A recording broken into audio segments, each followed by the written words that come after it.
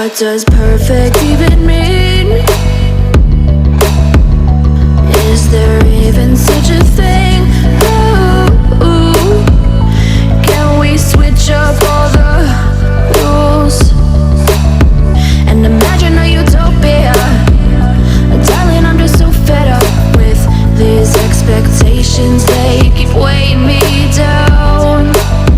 My heart is begging me to get the hell out of my head. I'm gonna live inside the upside down for a minute and pretend, honey, I'm a perfect 10. Whoa, whoa, honey, I'm a perfect 10. Whoa, whoa, and if I say it enough, it gets ingrained.